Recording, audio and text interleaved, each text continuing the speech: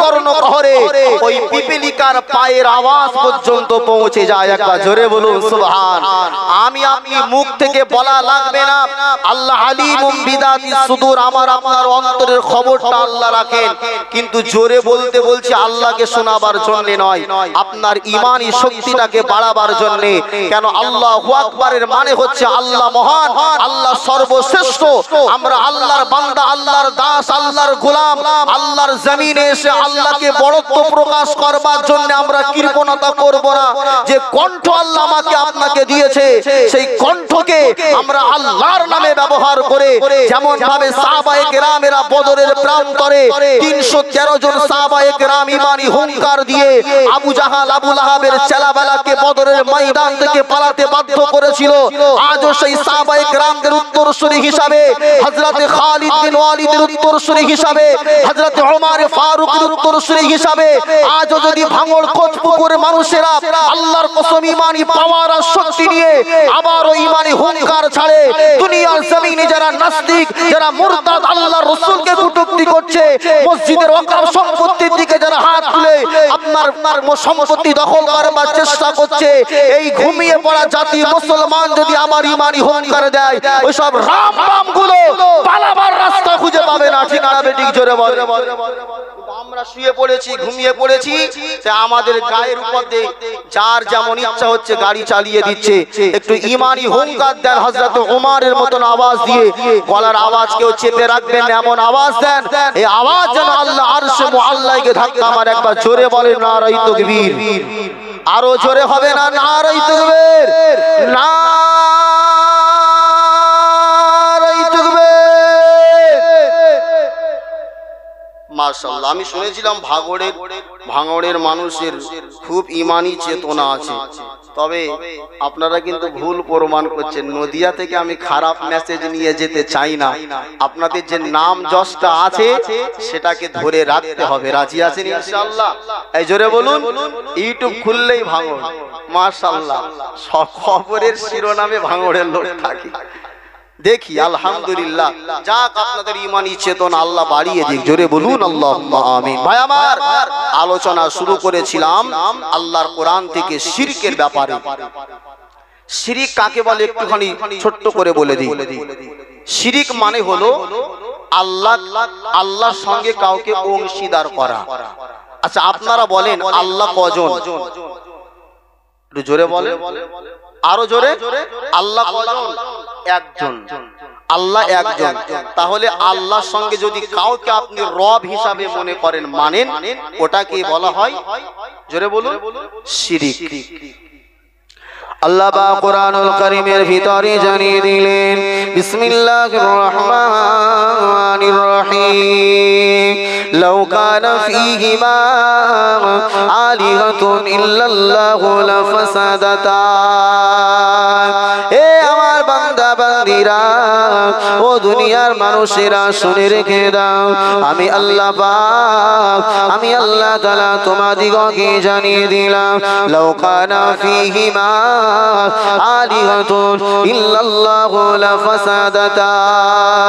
হে আমার বান্দা বান্দিরা, হে আমার বান্দা বান্দিরা, আমি আল্লাহ তোমাদিগকে জানিয়ে দিলাম, দুনিয়া জমিনে আমি আল্লাহ ছাড়া যদি আর কোনো উপাস্য থাকতো, আল্লাহ ছাড়া যদি কোনো মাবুদ থাকতো, আল্লাহ ছাড়া যদি কোনো রব থাকতো, অবশ্যই অবশ্যই ওই দুইজন রবের ভিতরে, খোদার ভিতরে লাফাসাদাতা। আল্লাহ বললেন অবশ্যই ওই রব দুজনের ভিতরে ঝামেলা তৈরি হয়ে যেত। ঝামেলা কিসের লাগে হতো জানে? আল্লাহ যদি দুইজন হতো, আল্লাহ একজন চাইছেন কোচ পুকুরে পানি হবে, আল্লাহ যদি আর একজন থাকতো, তাহলে সেই আল্লাহ হয়তো বলতো আমি কোচ পুকুরে পানি দেব না। ঝামেলা ছিল না? ছিল না? আরো জোরে বলেন ছিল। নওজোয়ান তরুণেরা, এ আমার আব্বা জানেরা, এ বাউল কোচপুকুরে মানুষেরা মনে রাখো, আমার আল্লাহ সেই জন্য জানিয়ে দিলেন, যদি হতো, লাউ শব্দের মানে হলো যদি, যদি কানা ফিহিমা আলিহাতুন ইল্লাল্লাহ, আল্লাহ ছাড়া যদি কোনো ইলাহ, কোনো স্রষ্টা দুনিয়া জমিনে থাকতো, লাফাসাদাতা, অবশ্যই ওই দুইজনের ভিতরে ঝামেলা তৈরি হতো। তাহলে আল্লাহর কোরআনের আয়াত দ্বারা বোঝা যায় আল্লাহ হলেন এক, আল্লাহর কোনো অংশীদার দুনিয়ার জমিনে নাই। এ নওজোয়ান তরুণেরা, এ আমার আব্বা জানেরা, মনে রাখতে হবে আমার আল্লাহ এমন একজন রব, আমার আল্লাহ হলেন ইন্নাল্লাহ আলা কুল্লি শাইইন কাদির, আমার আল্লাহ সমস্ত জিনিসের উপরে ক্ষমতা রাখেন। আমার আল্লাহ এমনটা নয় যে বিদ্যার জন্য একটা আলাদা খোদা বানিয়েছে, কেউ চাষের জন্য একটা রব আল্লাহ বানিয়েছে, বরকত দেওয়ার জন্য একজনকে আল্লাহ দায়িত্ব দিয়েছে, এমনটা নয়। আমার আল্লাহ এমন একজন রব, রুজির জন্য চাইলে আল্লাহর কাছে চান, যদি বিপদ আপদে বালা মুসিবতে পড়েন চাইলে আল্লাহর কাছে চান, যদি আপনার পয়সার টাকার প্রয়োজন হয় আমার আল্লাহকে বলুন, যদি সন্তানের প্রয়োজন হয় আমার আল্লাহকে বলুন। এ নওজোয়ান তরুণেরা, এ রাসূলুল্লাহ দিওয়ানারা, আমার আল্লাহ এমন একজন আল্লাহ, আমার রব এমন একজন রব, আপনার যাবতীয় সমস্যা যদি আমার রবকে আপনি জানিয়ে দেন, আপনার যাবতীয় সমস্যার সমাধান যিনি করতে পারবে তিনি হলেন আমাদের প্রভু আল্লাহ। আরো জোরে বলুন সুবহানাল্লাহ। এ নওজোয়ানেরা, এই জন্য আমার আল্লাহ পাক কোরআনুল কারীমের ভিতরে আল্লাহর পরিচয়টা সূরাতুল ইখলাসে আল্লাহ জানিয়ে দিয়েছে। আল্লাহ পাক হাবিবকে বললেন, কুল, হে নবী আপনি বলুন, হুয়াল্লাহু আহাদ, আল্লাহ হলেন তিনি এক। জোরে বলেন সুবহানাল্লাহ।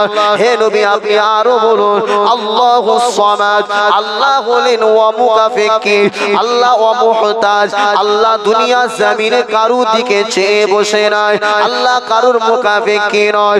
লাম ইয়ালিদ ওয়া লাম ইউলাদ, আল্লাহ পাক আরো জানিয়ে দিলেন, আমি আল্লাহ আমার কোন সন্তান নাই, ওয়া লাম ইউলাদ, আল্লাহ কারু থেকে জন্ম নেয় নাই, অর্থাৎ আল্লাহর বাপ মাও নাই, ওয়া লাম ইয়াকুল্লাহু কুফুয়ান আহাদ, আমার আল্লাহ হলেন, আল্লাহ হলেন দুনিয়ার সর্বশ্রেষ্ঠ, আল্লাহর সমকক্ষ দুনিয়া জমিনে কেউ নাই। জোরে বলুন সুবহানাল্লাহ। এ নওজোয়ান তরুণেরা, এ রাসূলুল্লাহ দিওয়ানারা, আল্লাহর এই পরিচয়টা দেওয়ার প্রয়োজন হতো না। দুনিয়া জমিনে দুটো জাতি ছিল, দুটো কওম ছিল, একটা হচ্ছে ইহুদি আর একটা হচ্ছে নাসারা, যারা বর্তমান আজও পৃথিবীর জমিনে রয়েছে। যারা ইহুদি তারা আজও ইসরায়েলে আছে, যারা মুসলমানদের পিছন দিক দিয়ে ষড়যন্ত্র করে দুনিয়া থেকে হটিয়ে দিতে চায়, দুনিয়া জমিন থেকে নাস্তানাবুদ করে দিতে চায়। এ নওজোয়ান তরুণেরা, আমার আল্লাহ পাক কোরআনুল কারীমের ভিতরে ওই ইহুদিদের ব্যাপারে জানিয়ে দিয়েছে, ও আমার ঈমানওয়ালা বান্দারা, কখনোই তোমরা জানো ইহুদিদের সঙ্গে নাসারাদের সঙ্গে বন্ধুত্বর সম্পর্ক রাখবে না, কেননা ইহুদিদের আকীদা হলো খারাপ, ওদের ধারণাটা হলো খারাপ। আল্লাহ পাক সেটা কোরআনুল কারীমের ভিতরে স্পষ্ট করে দিয়েছে।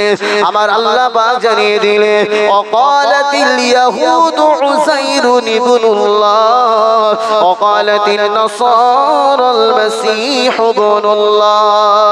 হে বামুর কোচপুকুর এলাকার মানুষেরা, আমরা কোরআন পড়ে জেনেছি আল্লাহর কোনো ছেলে নাই, কিন্তু ইহুদিরা তাদের আকীদা হলো আল্লাহর পুত্র সন্তান আছে। একবার জোরে বলুন নাউযুবিল্লাহ। যদি কেউ বলে আল্লাহর সন্তান আছে, ঈমান থাকবে? একটু জোরে বলেন। কিন্তু ইহুদি যারা, ওদের আকীদা হচ্ছে যে না আল্লাহর সন্তান আছে। আল্লাহ পাক কোরআনুল কারীমের ভিতরে বললেন অকালাতিল ইয়াহুদ, ওই ইহুদি জাতিরা বলে উযাইর হচ্ছে আল্লাহর একজন নবী। আল্লাহ পাক বললেন ওই ইহুদি জাতিরা বলে উযাইর ইবনুল্লাহ, আল্লাহর পুত্র হচ্ছে উযাইর নবী। জোরে বলুন নাউযুবিল্লাহ। আর যারা নাসারা অর্থাৎ খ্রিস্টান, যারা ঈসা নবীর অনুসারী, তারা বলে ওয়াকালাতিন নাসারাল মাসীহ ইবনুল্লাহ, তারা বলে আল্লাহর পুত্র হচ্ছে ঈসা মারিয়াম। জোরে বলুন নাউযুবিল্লাহ। এ নওজোয়ান তরুণেরা, আমার আল্লাহ পাক সূরাতুল ইখলাসটা কি আল্লাহ নাযিল করে অবতীর্ণ করে আমার আল্লাহ তামাম পৃথিবীর মানুষদেরকে আল্লাহ সতর্ক করে দিয়েছে। ও আমার বান্দারা, মনে রেখে দাও, লাম ইয়ালিদ ওয়া লাম ইউলাদ, আল্লাহর কোনো সন্তান নাই, আর আল্লাহ কারো থেকে জন্ম নেয় নাই। জোরে বলুন সুবহানাল্লাহ। তাহলে আল্লাহর পরিচয়টা সূরাতুল ইখলাসের ভিতরে পাওয়া গেল। অর্থাৎ আল্লাহ হলেন এক, আল্লাহর কোনো অংশীদার দুনিয়ার জমিনে নাই। হে নওজোয়ান তরুণেরা, হে রাসূলুল্লাহ দিওয়ানারা, কিন্তু আজকে আমার সমাজে, আমার নিজের বাস্তব অভিজ্ঞতা থেকে বলছি, আজকে আমার আল্লাহ যখন রব, আমার আল্লাহ পাক যখন কোরআনের ভিতরে জানিয়েছে আলহামদুলিল্লাহি রাব্বিল আলামিন। আল্লাহু আকবার বলেন, আরো জোরে আল্লাহু আকবার। আমার আল্লাহ এমন একজন রব, তিনি হলেন কায়নাতের রব। জোরে বলুন সুবহানাল্লাহ। এ নওজোয়ান তরুণেরা, আমার দুঃখ কোন জায়গায় লাগে জানেন? দুনিয়া জমিনে যখন আমার আপনার কোনো অস্তিত্ব ছিল না, আমি আপনি ছিলাম মৃত, আমার আপনার কোনো অস্তিত্ব দুনিয়া জমিনে ছিল না। দুনিয়াতে আমার আল্লাহ যখন আমাকে আপনাকে অস্তিত্বে এনেছে, আনবার পরে দুনিয়ায় যখন কোনো সমস্যার সম্মুখীন আপনি হবেন, তাহলে তো আমার রবের কাছে আপনার বলবার দরকার ছিল।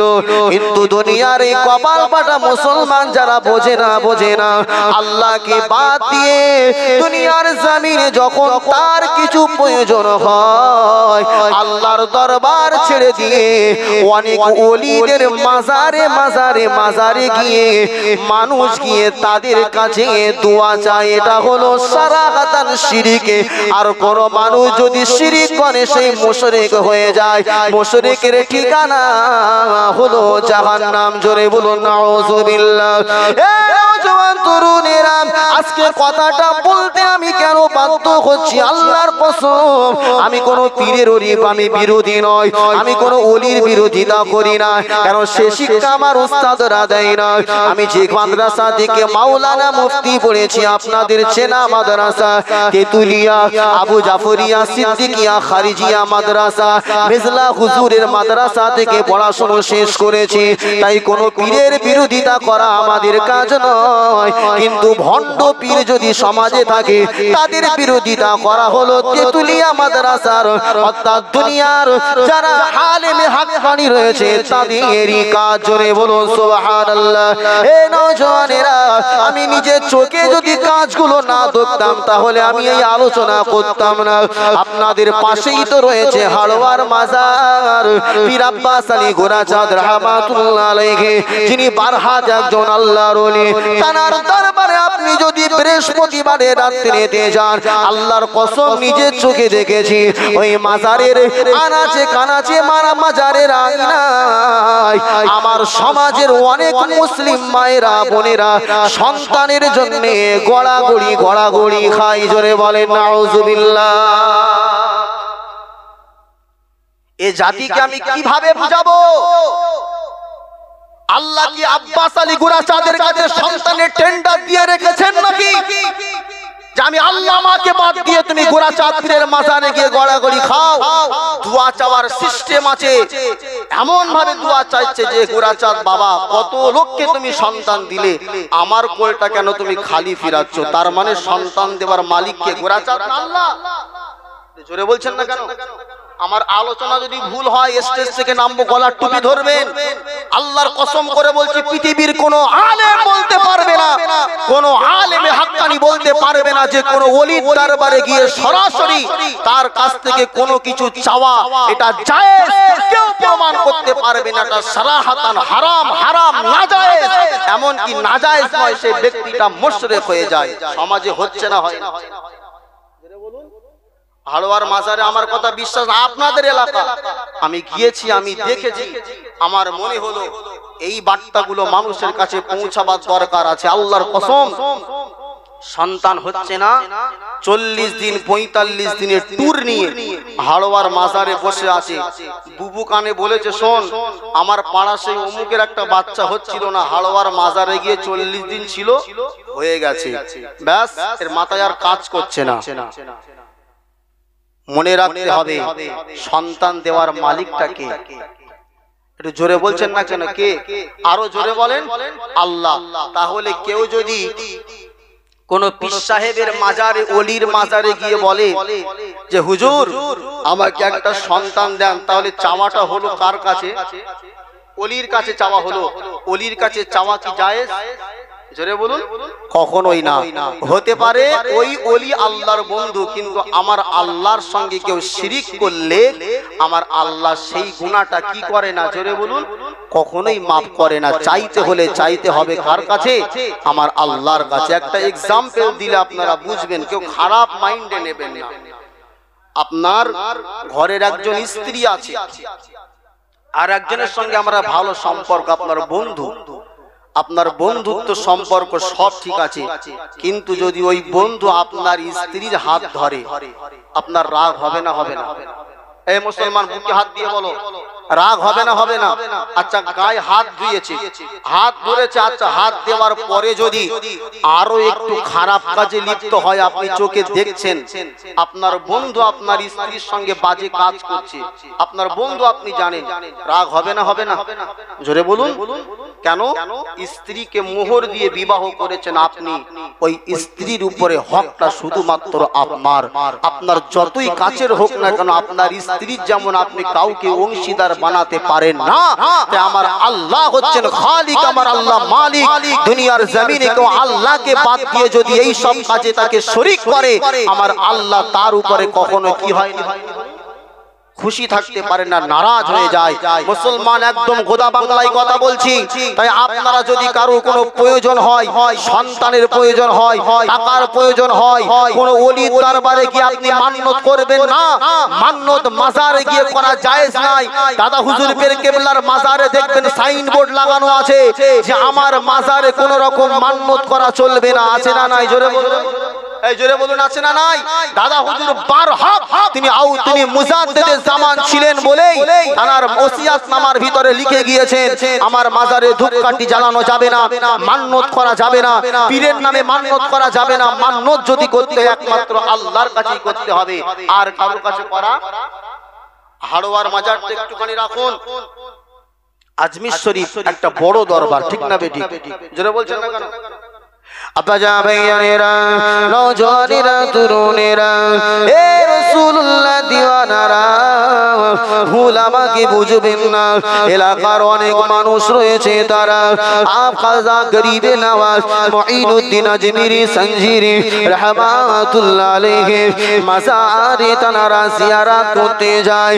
জিয়ারত করতে যাওয়া, ওলিদের মাজারে জিয়ারত করতে যাওয়া কোনো দোষের নয়। ওলিদের মাজারে গিয়ে তাদের সালাম দিলে ওলিদের রুহানি দোয়া পাওয়া যায়। আরো জোরে বলুন সুবহানাল্লাহ। এ নওজওয়ান তরুণেরা, আপনারা যারা আজমির শরীফে গিয়েছেন, আপনারা হয়তো জেনে থাকবেন, দেখে থাকবেন, আজমির শরীফের মাজারে যে খাদেম গুলো থাকে, ওরা হচ্ছে পাক্কা চিটিং বাজার ভণ্ড। কেননা মহিলাদের মাজারের ভিতরে যাওয়ার সুযোগটা ওই খাদেম গুলোই করে দেয়। অনেক মহিলা আছে, বিবাহ হয়েছে 20 বছর 25 বছর, সন্তান হয় না, বাচ্চা কাচ্চা হয় না। খাজা বাবার দরবারে গিয়ে, ওলিদের দরবারে গিয়ে এই সমস্ত মায়েরা বোনেরা পয়সা খরচ করে আজমিরে গিয়ে মাথাটা ঠুকে ঠুকে মাথাটা ঠুকে ঠুকে খাজা বাবার দরবারে বলে, এ খাজা তু মেরে मतलब को पूरा कर दे, অর্থাৎ খাজা তুমি আমার মনের ইচ্ছাটাকে পূরণ করে দাও। এ নওজোয়ান তরুণেরা, এ রাসূলুল্লাহ দিওয়ানারা, তাহলে আপনি পয়সা খরচ করে আজমিরে গেলেন, জিয়ারত করলেন, জিয়ারত করতে গিয়ে যদি আপনি শিরকের মতো জঘন্য কাজ করেন, আপনার ওই পয়সা খরচ করে যাওয়াটা কোনো ফায়দা হবে না। এ নওজোয়ান তরুণেরা, আমি আপনাকে বলতে চেয়েছিলাম আমার আল্লাহ পাক সব গুনাহ মাফ করে, কিন্তু শিরকের গুনাহটা আমার আল্লাহ ক্ষমা করে না। আল্লাহ পাক কোরআনুল কারীমের ভিতরে স্পষ্ট জানিয়ে দিলেন, ইন্নাল্লাহ লা ইয়াগফিরু আন ইউশরাকা বিহি ওয়া ইয়াগফিরু মা দুনা যালিকা লিমান ইয়াশা।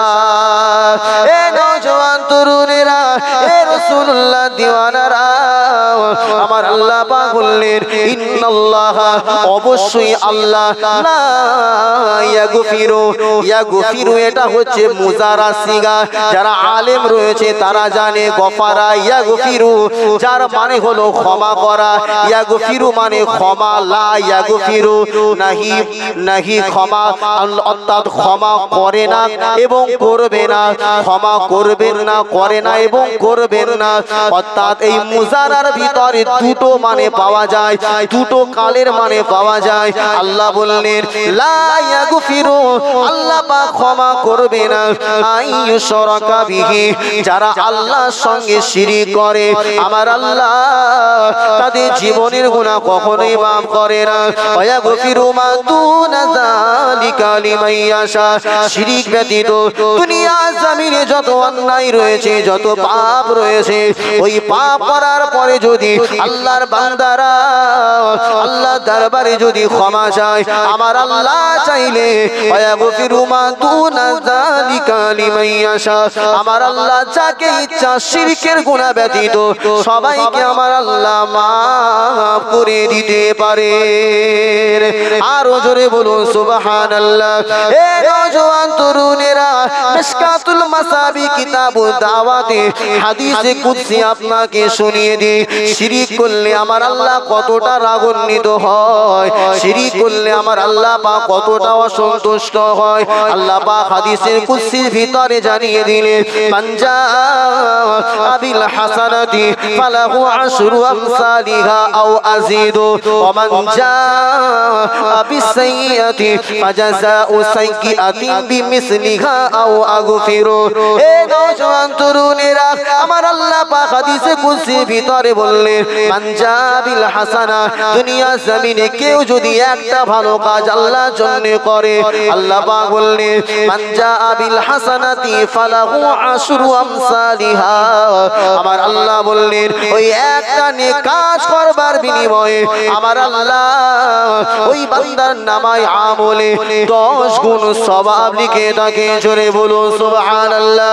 এ নওজোয়ান তরুণেরা, আমার আল্লাহ পাক আরো জানিয়ে দিলেন, ওমা আও আগফিরু আও আযীদু আও আযীদু, আল্লাহ বললেন আমি আল্লাহ চাইলে 10-এর আরো অধিক আমি সব আল্লাহ আমার বান্দার নামায় আমলে লিখে থাকি।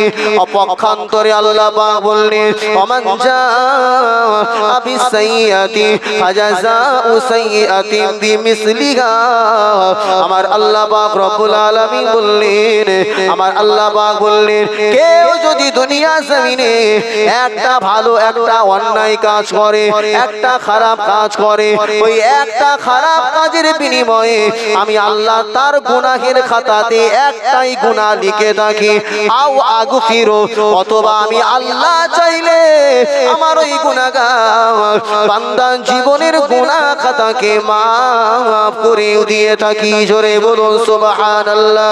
আল্লাহ পাক বর্ণনা করতে করতে বললেন, আমার কোন বান্দা আমার আমার কোন বান্দা যদি আমি আল্লাহ আমার দিকে এক বিঘো তাকিয়ে আসে, আমি আল্লাহ ওই বান্দাটার দিকে 2 বিঘো তাকিয়ে যায়। আমার কোন বান্দা যদি আমি আল্লাহ আমার দিকে 1 হাত তাকিয়ে আসে, আমি আল্লাহ ওই বান্দাটার দিকে 2 হাত তাকিয়ে যায়। আমার কোন বান্দা যদি আমার দিকে হেঁটে হেঁটে হেঁটে হেঁটে হেঁটে হেঁটে আসে, আমি আল্লাহ আমার ওই বান্দাটার দিকে দৌড়ে দৌড়ে চলে যায়।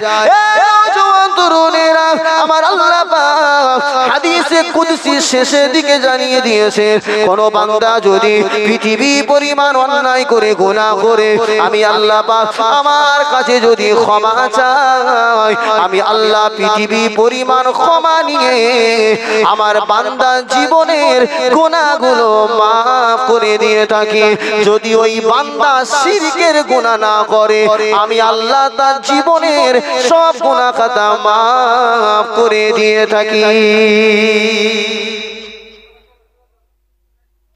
পৃথিবী পরিমাণ অন্যায় করেছে, শুধু শিরকের অন্যায়টা করিনি। আল্লাহ বলছে শিরকের অন্যায় বাদ দিয়ে যা অন্যায় হয়েছে আমার আল্লাহ ওই বান্দার সব গুনাহ মাফ করে দেন। একবার জোরে বলুন সুবহান। কিন্তু শিরকের গুনাহ করলে আল্লাহ, তাহলে শিরকের গুনাহটা ছোট না বড়? জোরে বলুন। জিনা ব্যভিচারী করেছেন, আল্লাহ ক্ষমা করবে। চুরি করেছেন, আল্লাহ ক্ষমা করবে। মদ খেয়েছেন, আল্লাহ ক্ষমা করবে। সুদ খেয়েছেন, আল্লাহ ক্ষমা করবে। আপনি রাহাজানি করেছেন, আল্লাহ ক্ষমা করবে। কিন্তু শিরক করেছেন, কি হবে না? তাহলে শিরকের গুনাহটা ছোট না বড়? একটু জোরে বলুন, ছোট না বড়? অনেক বড় ভাই আমার। সেই জন্য আমাদের প্রত্যেককে এই শিরকের মতো একটা জঘন্য পাপ থেকে আমাদেরকে নিজেদেরকে প্রত্যেককে হিফাজত রাখতে হবে। আল্লাহ তৌফিক দেন। সকলে বলি আল্লাহুম্মা আমিন। একটু মুহাব্বতে দুরূদ আল্লাহুম্মা সাল্লি আলা ওয়া আলা আলি সাইয়্যিদিনা। বাবাজিরা, আপনাদের কি দরুদ শরীফ পড়তে অসুবিধা হচ্ছে নাকি সে নদিয়া থেকে এলাম বলে ঠিক ভক্তি হচ্ছে না? অসুবিধা হচ্ছে? আপনারা যদি এরকম করেন তাহলে আমি কথা বলবো কি করে? সেই এক ইমাম সাহেবের একটা কথা বলি। মসজিদের কমিটি বলছেন, হুজুর আপনাকে 8-10 হাজার টাকা পয়সা দিয়ে মাইনে দিয়ে রেখেছি, তা মসজিদের মুসল্লি কোথায়? আচ্ছা বলেন, যদি কোনো মসজিদে মুসল্লি না হয় তো এটা কি ইমামের দোষ? জোরে বলেন। বলছে হুজুর যদি ইমামতি টিকাতে চাও তাহলে 1 সপ্তাহের ভিতরে অন্তত একটা মুসল্লি বাড়ালেও বাড়াতে হবে। ইমামের পেশার বিশাল কড়াওয়াজ করেছে, বেনামাজি ঠিকানা জাহান্নাম, তো জাহান্নাম তো জাহান্নাম। কোনো মুসল্লি বাড়িনি। মুসল্লি বলছে হুজুর আপনার ইমামতি আর থাকবে না। বলছে আমাকে আর 1 সপ্তাহ সময় দাও। হুজুর চিন্তা ভাবনা করেছে, যদি মুসল্লি বাড়াতে চাই ওয়াজ করে হবে না। একটা গরিব লোক ভ্যান চালায়, তার ধরে বলছে বাবাজি হাতে পায়ে ধরে বলছে তুমি কি করো? বলছে হুজুর আমি ভ্যান চালাই। বাদ দাও, ভ্যান চালানো বাদ দিয়ে তুমি মসজিদে আসো, নামাজ পড়ো। প্রত্যেক ওয়াক্তের নামাজ পড়ার বিনিময়ে 20 টাকা করে দেবো। তাহলে কত টাকা হয়? একটু কথা বলেন। 100 টাকা। ভ্যান চালক চিন্তা করলো মাশাআল্লাহ তাহলে খুব সুন্দর, দরকার নেই 5 ওয়াক্ত নামাজ পড়ে 100 টাকা পাবো। এখন এই নিয়াত করে নামাজ পড়তে এসছে। ফজরের নামাজ পড়ে আসসালামু আলাইকুম ওয়া রাহমাতুল্লাহ, ওয়া আলাইকুম আসসালামু আলাইকুম ওয়া রাহমাতুল্লাহ, ব্যাস মোনাজাত করে সবাই বাড়ি যাচ্ছে। আর ও গিয়ে হুজুর 20 টাকা। এক বিয়াদব, সবার সামনে 20 টাকা তুই চাইছিস, আমার প্রেস্টিজের একটা ব্যাপার আছে, মান সম্মান। খবরদার না, সারা সপ্তাহ নামাজ চালিয়ে যা, জুম্মার দিনে সারা সপ্তাহ হিসাব করে নিয়ে নিবি। ঠিক আছে, অনেক কষ্ট করে 1 সপ্তাহ নামাজ পড়ে শুক্রবারে সব বাড়ি গেছে। হুজুরি হাত ধরে বলছে হুজুর আর হচ্ছে না, এবার দেন। হুজুর গায়ে হাত বোলাচ্ছে, বাবা নামাজ তো পড়তে না, গুনার মধ্যে মুবতালা ছিলে, কথা শুনে মসজিদে আসলে নামাজ পড়লে সব হলো, আবার পয়সা নেবে? তখন বলছে হুজুর আপনি চিটিংবাজি একটা করবেন 1 সপ্তাহ আগেই আমি ধারণা করতে পেরেছিলাম, বুঝতে পেরেছিলাম। তো আপনি চালাক কত, আপনার থেকে দ্বিগুণ চালাক আমি। বলে কেন? বলে হুজুর 1 সপ্তাহ যা নামাজ পড়েছি একটা ওযু করিনি, সব বিনা ওযুতেই মেরেছি। এখন পয়সা দেবেন কি না দেবেন আপনার ব্যাপার। ও ধারণা 1 সপ্তাহ আগে থেকেই ছিল ওযু করব না। তা আপনারাও কি ঠিক ইতিকাফের নিয়তে বসেছেন? যে এই এতেকাপে নিয়েতে বসে আছি, ও হুজুর যতই বলুক মুখ আর খুলবো না, বাড়ির লোকের সঙ্গে কি কথাবার্তা দিয়ে এসেছেন নাকি, একটু মহাব্বত করে তাকবীর দেন না, নারাই তাকবীর, আরো জোরে হয় না, নারাই তাকবীর। প্রভু তুমি বলেছ রাসূল দেবে না,